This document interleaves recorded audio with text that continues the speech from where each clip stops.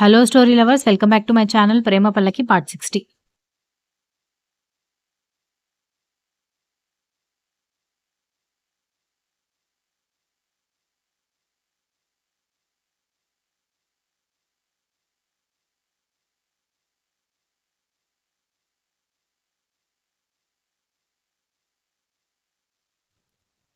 కరణ్ అలా టక్కున call cut చేసేసరికి అతను బాగా ఫీల్ అయ్యాడని చింటూకి అర్థమైంది. సారీరా, ఒక అన్నగా చెల్లెలికి ఇష్టం లేని పని చేయడం కంటే ఒక ఫ్రెండ్‌గా నిన్ను బాధ పెట్టడమే కరెక్ట్ అనిపిస్తుందని చింటూ మొబైల్ టేబుల్ మీద పెట్టేసి 2 చేతులు జత కలిపి తల మీద పెట్టుకొని కూర్చోవడంతో ఆదిత్య చింటూని గమనించి ఏమైందన్నయ్య అన్నాడు.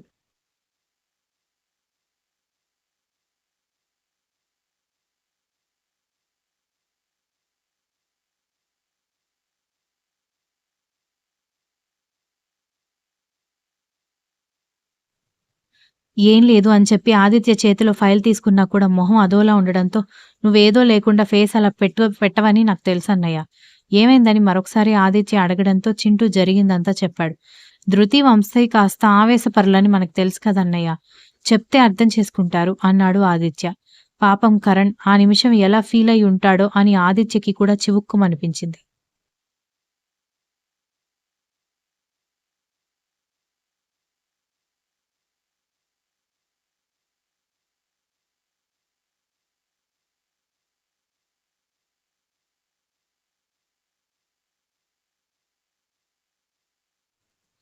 వంశీ ఆవేశపరుడే కానీ అవతల వాళ్ళ మీద మాట జారడు. ఒకవేళ జారినా అది అవతల వాళ్ళు మనసుకి తీసుకునే అంత పెయిన్‌ఫుల్‌గా ఉండదు.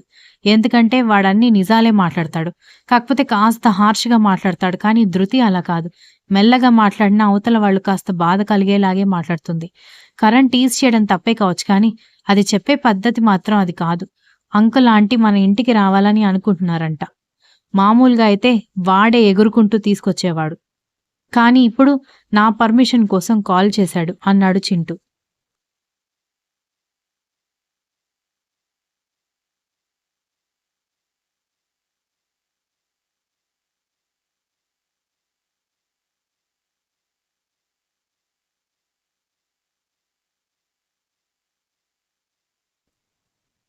పాపం తను ఫీల్ అయ్యాడు కాబట్టే నిన్ను పర్మిషన్ అడిగుంటాడన్నయ్య అన్నాడు ఆదిత్య. ఇద్దరి మధ్య కాసేపు నిశ్శబ్దం నిలబడితే సరే సరే, పర్సనల్ విషయాల గురించి ఆఫీస్‌లో ఆలోచిస్తే ప్రొఫెషనల్ లైఫ్ డిస్టర్బ్ అవుతుంది.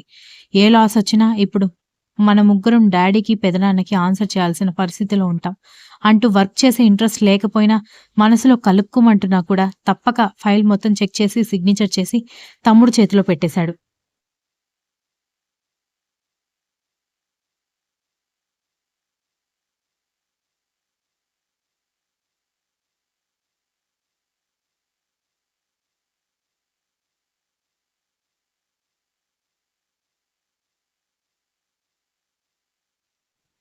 చింటూ చాలా డిస్టర్బ్‌గా ఉన్నాడని అర్థమై చింటూ క్యాబిన్ బయట డు నాట్ డిస్టర్బ్ బోర్డ్ తగిలించేసి తన క్యాబిన్‌లోకి వెళ్ళిపోయాడు ఆదిత్య.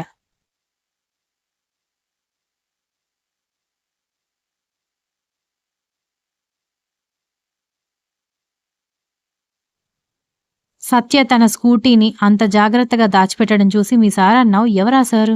నా స్కూటీని ఎందుకు అంత భద్రంగా దాచిపెట్టాడని అడగడంతో సార్ అంటే మా చైర్మన్ సార్ మేడం అని వాచ్‌మెన్ అనేసరికి తెల్లబోయింది సత్య. కానీ నేను అతన్ని ఇప్పటివరకు చూడలేదు. ఇంటర్వ్యూకి వచ్చిన రోజు కూడా నన్ను హెచ్ఆర్ మేనేజర్ వాళ్ళు ఇంటర్వ్యూ చేశారు కానీ అతన్ని నేనెప్పుడు చూడలేదు. మరి అతనెందుకు నేనేదో తెలిసిన దానిలాగా నాకు హెల్ప్ చేస్తాడని అడిగింది సత్య.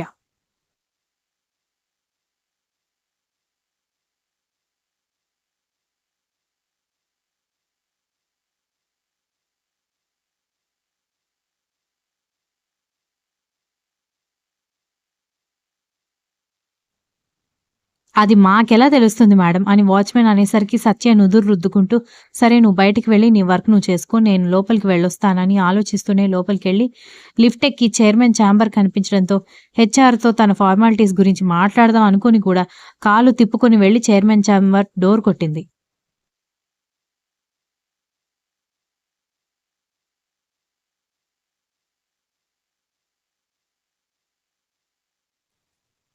కమిన్ అని లోపల నుంచి పర్మిషన్ రావడంతో డోర్ ఓపెన్ చేసుకుని లోపలికెళ్ళింది సత్య. అతన్ని చూసి షాక్ అయ్యి బొమ్మలాగా బిగుసుకుపోవడంతో లోపలికొచ్చిన వాళ్ళు వచ్చి తన సిగ్నేచర్ లేకంటే ఏదైనా విషయాల గురించి అడుగుతారు అనుకుంటే సైలెన్స్ తప్ప ఏమీ రెస్పాన్స్ లేకపోవడంతో తలెత్తి చూసిన అతను కూడా ఆశ్చర్యపోయాడు.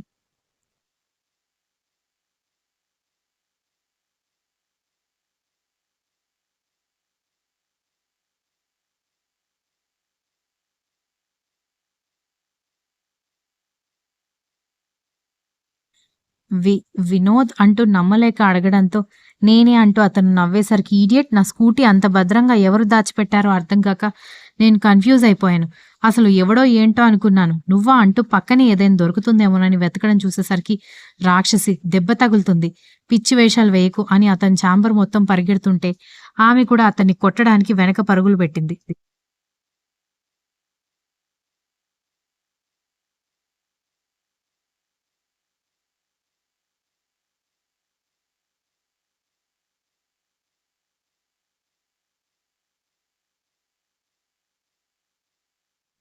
చాలా సేపు అలా పరుగులు పెట్టిన తర్వాత ఇద్దరూ అలసిపోయి సోఫాలో కూర్చున్నారు. కాదు నువ్వెప్పుడు ఫారిన్ కంట్రీ నుంచి ఇండియాకొచ్చావని అడిగింది సత్య.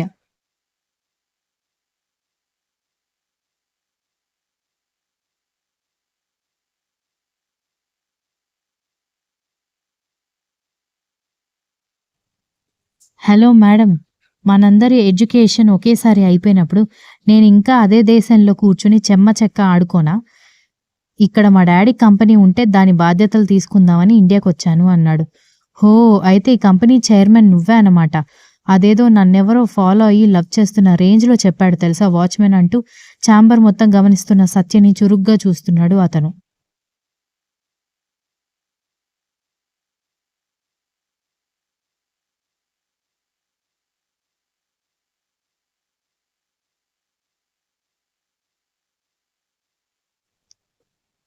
నిన్నెలాగైనా వాడికి దూరం చేసి నా పంజరంలో బంధించేస్తాను సత్య. అప్పుడు ఎవరూ నా నుంచి నిన్ను దూరం చేయలేరు. ఆ రోజు కారులో నువ్వున్నావని తెలిసే అలా చేయించాను. ఏం చేయను? వాడితో నువ్వు కనిపించిన ప్రతిసారీ నా రక్తం మరిగిపోతుంది అనుకున్నాడు. మర్చిపోయాను ఇంటర్వ్యూకొచ్చెళ్ళేటప్పుడు చిన్న ప్రమాదం అయ్యి ఇన్ని రోజులు నా జాయినింగ్ గురించి నేనెలాంటి ఇన్ఫర్మేషన్ ఇవ్వడానికొచ్చాను అని తన వైపు చూసేసరికి మళ్ళీ నార్మల్‌గా చూశాడు వినోద్.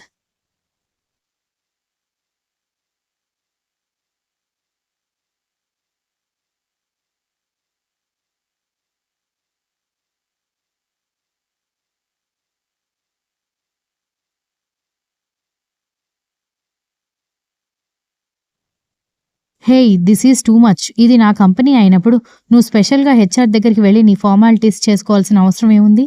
నేను వాళ్ళకి చెప్తానులే అని వినోద్ అంటున్నప్పుడే అవసరం లేదని చెప్పింది సత్య సీరియస్‌గా. ఆమె రియాక్షన్‌కి అతను ఆశ్చర్యపోయి ఎందుకు అని కోపాన్ని కంట్రోల్ చేసుకుంటూ అడిగాడు.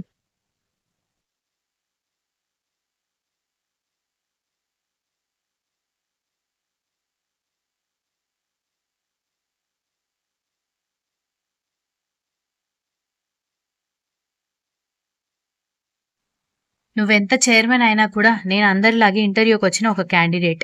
నువ్వు మాత్రం స్పెషల్‌గా నా గురించి వాళ్ళకి ఇన్ఫార్మ్ చేస్తే వాళ్ళు నీకు నాకు ఏదో రిలేషన్ ఉందని పొరపాటు పడే అవకాశం ఉంటుంది. నాకదిష్టం లేదు. అండ్ నేను వర్క్‌లోకొచ్చాక కూడా మనిద్దరి ఫ్రెండ్‌షిప్ ఆఫీస్ బయట ఉండాలి తప్ప ఆఫీస్‌లో బాస్ అండ్ ఎంప్లాయీ రిలేషన్ మాత్రమే ఉండాలి అంది సత్య.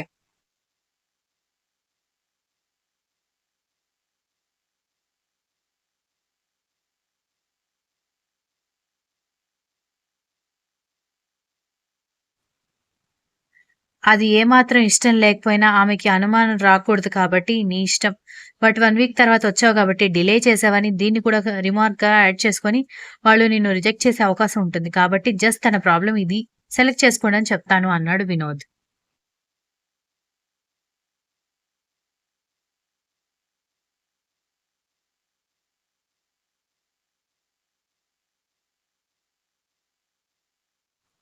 ఓకే అని చెప్పి సత్య బయటికి వెళ్ళిపోవడంతో అప్పటి వరకు అతని చేతిలో ఉన్న పేపర్ వెయిట్ ఎదురుగా ఉన్న గ్లాస్‌కి తగిలి పెద్ద శబ్దం చేసింది. Continuous. If you like the story please like, share, comment and don't forget to subscribe.